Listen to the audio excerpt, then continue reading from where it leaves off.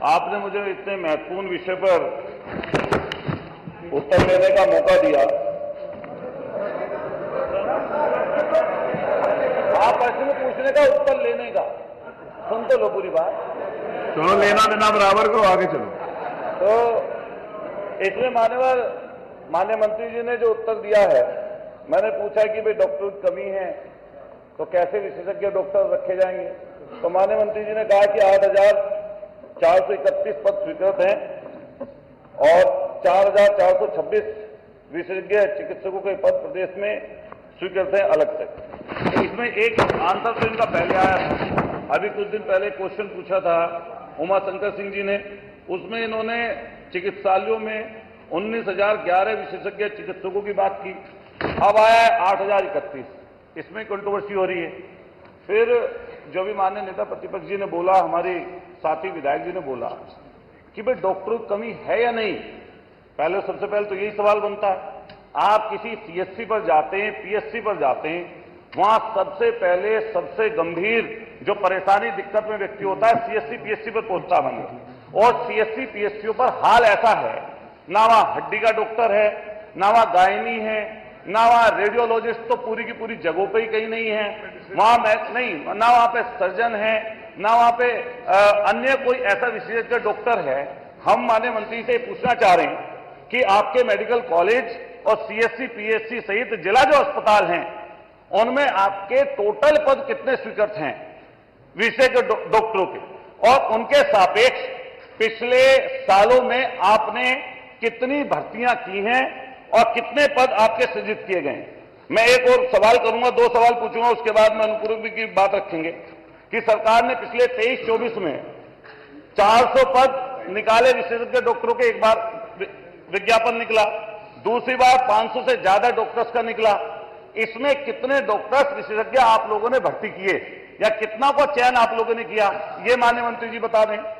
दूसरे नंबर पर जो विशेषज्ञ डॉक्टर हैं, एक आपका चयन होता है उत्तर प्रदेश लोक सेवा आयोग से, जो लोक सेवा उत्तर प्रदेश आयोग प्रयागराज है, एक तो उससे चयनित करते हैं आप, उनकी तनख्वाह रखते हैं 60 से 70 हजार। एनएचआरएम जो है उससे आप लेते हैं, उससे आपने यहीं पर सदन में खड़े होकर कहा कि हम 5 लाख तक देना चाहते हैं। एक खबर छपी कि भर्ती 70 रेडियोलॉजिस्ट की भर्ती आपने निकाली, आपका डॉक्टर एक भी नहीं आया। ये मुझे आप बता दें, जब 7.5 साल की आपकी सरकार बीत चुकी, 10 साल केंद्र की सरकार को हो गए, और आप ये रोना रोज रोते रहो कि हमारे डॉक्टर आए नहीं, हमने ऐसी भर्ती निकाल दी, हमने वैसी भर्ती निकाल दी, हम ऐसे कह रहे हैं, हम 5 लाख की तनख्वाह देने के लिए कह रहे हैं। मैं मेरठ का बता रहा हूं, मेरठ मान्यवर, आप एक जिले का नहीं बताओ, प्रश्न बताओ। हाँ, स्पेसिफिक सवाल पूछ रहा हूं मान्यवर, मेरठ की व्यवस्था के बारे में पूछना चाह रहा हूं। हमारे यहाँ मेरठ में रेफर सेंटर है, मेरठ मेडिकल कॉलेज। उस मेडिकल कॉलेज में आसपास के सारे जिलों के मरीज रेफर होकर पहुंचते हैं। जब वहां पर पहुंचते हैं मान्यवर, वो ऐसी स्थिति वहां पर बनी हुई है कि वो रेफर कर देते हैं हायर सेंटर, और उससे हायर सेंटर सिर्फ दिल्ली में है, इससे नीचे का नहीं है। और यहां तक की इतनी बुरी स्थिति है जिसके बारे में मैंने आपको अवगत कराया था।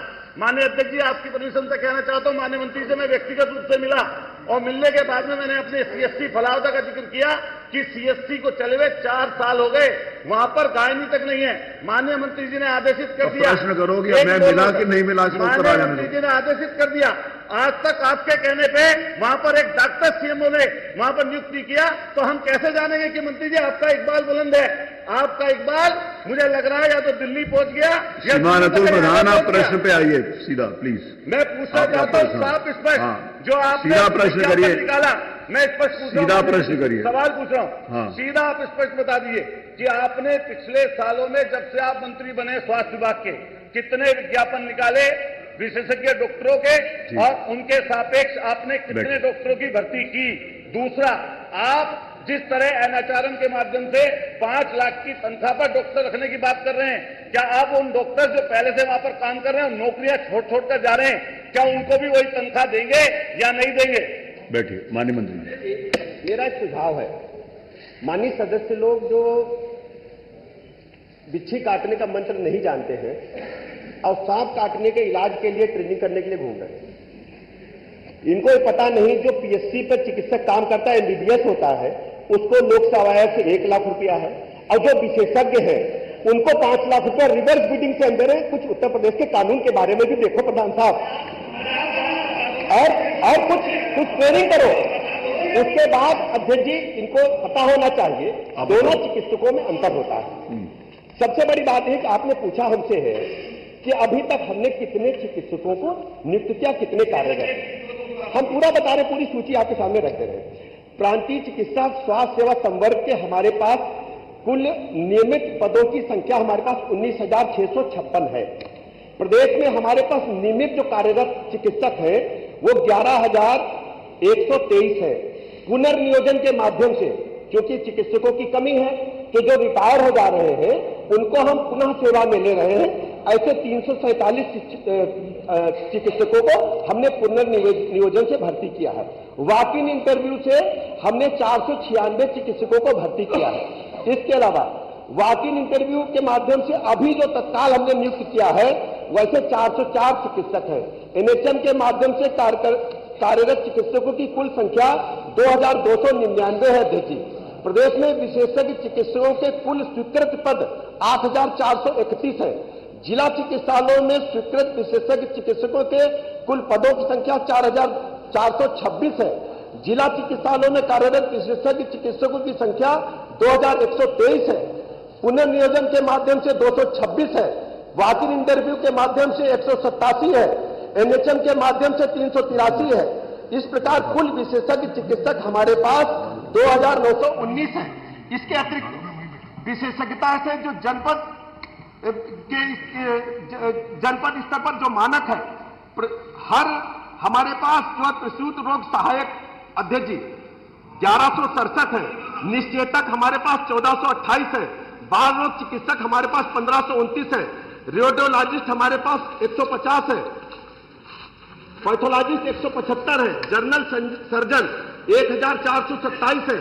जर्नल फिजिशियन 1,387 है। नेत्र रोग विशेषज्ञ 175 है। हड्डी रोग विशेषज्ञ जिला चिकित्सालयों में 244 है। कान नाक गला विशेषज्ञ 175 है। त्वचा रोग विशेषज्ञ जिला स्तरीय अस्पतालों में टेली रेडियोलॉजी है तो 145 है। मनोरोग विशेषज्ञ में ये बताइए अब आपको क्या दिक्कत है? 129 है। माइक्रोबायोलॉजिस्ट 75 है। फोरेंसिक जो पोस्टमार्टम के लिए है 150 है। पब्लिक हेल्थ स्पेशलिस्ट 75 है। इस प्रकार हम कह सकते हैं। नहीं, यही जवाब है इसमें। देखिए माननीय उप मुख्यमंत्री जी और एक सेकंड, आप बैठिए। एक सेकंड बैठिए, मेरा निवेदन है। एक सेकंड। एक मिनट। माननीय उत्तर प्रधान जी, जो आपने पूछा वही उन्होंने बताया। एक सेकंड, मैं आपका प्रश्न पढ़ रहा हूं। आपका प्रश्न ये है कि डॉक्टर जिला मुख्यालय की स्थिति में कितने डॉक्टर हैं और कितने, आपने जो पूछा है वही बता रहे हैं। आपने यही पूछा प्रश्न में कि कितने, नहीं अनुपूरक, ये जो डॉक्टर अनुपूरक में भी आपने यही पूछा कि कितने डॉक्टर्स हैं और कितने डॉक्टर्स नहीं हैं। आपने यही पूछा, वो बता दिया ना उन्होंने। से आपने कितने विज्ञापन निकाले विशेषज्ञ डॉक्टर? अभी उसकी सूचना तो नहीं है, सूचना तो बता रहे जो आपने पूछा बता रहे ना। विज्ञापन निकाला, उनमें से कितने माननीय मुख्यमंत्री आपको सूचना बताया। मैं बता दूं सर, 12 हैं। 12 कुल। अरे वो आपने बता दो, बता रहे। ओम प्रकाश जी, आपका हाथ खड़ा कर रहे हो। आपने डॉक्टरी का क्या मतलब? भर्ती के स्रोतों के बारे में अतुल जी ने पूछा था। मैंने दुर्गा जी को सब मालूम है। भर्ती के स्रोतों के बारे में पूछा है। मैं बता रहा हूं। आपने पिछले अपने कार्यकाल में कितने विशेषज्ञ डॉक्टरों की भर्ती निकाली, उनका विज्ञापन मैं स्पेसिफिक बता दीजिए। वही बता रहे। उसके साथ डॉक्टर आए, बस ये बता दो आप। वही बता रहे हम। और बाकी अध्यक्ष जी, ये सर्वविदित है कि 2017 से पहले प्रदेश में मेडिकल कॉलेजों की संख्या कम थी। नहीं, अतुल जी सुन लीजिए पूरी बात को। अरे भाई सुन तो लीजिए। अध्यक्ष जी सुनना नहीं चाहते। अरे सुना तो सुनना नहीं चाहते, बताएंगे कैसे? अरे वही बता रहे। सुन तो लीजिए। बैठो तो प्रधान, सुन तो लीजिए। अरे बैठो, गुस्सा नहीं। अरे उससे जो बीपी बढ़ेगा एक और डॉक्टर बुलाना पड़ेगा। बैठो, अरे बैठो। अब देखिए, ये सर्वविदित है कि पूरे देश में चिकित्सकों की संख्या की कमी है। माननीय प्रधानमंत्री जी ने 1 डिस्ट्रिक्ट 1 मेडिकल कॉलेज इसीलिए खोलने पर काम किया है। अरे सुनो, और एक चिकित्सक बनने में एमबीबीएस को 5.5 साल और एमडीएमएस को 8 साल मिनिमम लगता है। हमारी सरकार नए भारत के निर्माण के लिए काम कर रही है। उत्तर प्रदेश तेजी के साथ ग्रोथ इंजन के रूप में पूरे देश में उभर करके आ रहा है। और अरे वो सही कह रहे हैं, डॉक्टर 8 साल बनेगा तब भर्ती होगा, नहीं बनेगा तो भर्ती कहां से कर देंगे? अरे आज जो 8 साल से 3 साल में थोड़ी डॉक्टर बन जाएगा। डॉक्टर को अपना टाइम लेगा बनने के लिए, पूरी पढ़ाई करेगा। डॉक्टरों के कितने विज्ञापन निकाले जब से आप मंत्री हैं? और चुनौतियों से जूझने के लिए विज्ञापन निकला, अरे वही बता रहे बस। इन्हीं चुनौतियों से जूझने के लिए सुनो, रिवर्स बिडिंग पहली बार उत्तर प्रदेश में पूरे देश में शुरू हुई। उसमें ये सारा जवाब आ गया। वॉक इन इंटरव्यू के माध्यम से हमने भर्ती किया। अरे जब उन्होंने पूरा ओपन कर दिया है कि जितने मर्जी डॉक्टर आए तो उसमें सीधी भर्ती हो रही है। देखिए, अब देखिए वेरी गुड, L2 लेवल पर जवाब आया है, आपकी भर्ती कर रहे हैं हम लोग। और उम्र सीमा 62 से 65 पहली बार हम लोगों ने की है, केवल इन्हीं की समस्याओं को दूर करने के लिए। और सबसे बड़ी बात है कि नए medical college 1 district 1 medical college की तरफ हम तेजी के साथ आगे बढ़े। नहीं देखिए, मैं आपकी तरफ देख के बता रहा हूं, सिर्फ मेरा आपकी तरफ दिखा है। जिस समय माननीय उप मुख्यमंत्री जी ने बताया कि हम लोगों ने एकदम ओपन कर दिया कि जो भी डॉक्टर्स आते हैं हम रिवर्स बिडिंग, मेरी सुन लीजिए आपने बिना सुने हुए, रिवर्स बिडिंग के आधार के ऊपर भी जितने भी डॉक्टर्स आए, हमारे पास जितनी वैकेंसीज हैं उसके ऊपर भी जो आएंगे डॉक्टर तो तभी भर्ती होंगे ना। जैसे देश में उन्होंने बताया कि पूरा डॉक्टर पढ़ने में, जिस समय क्वालिफाई करने में, पोस्ट ग्रेजुएशन होने में या डीएम बनने में टाइम लगता है, तो जो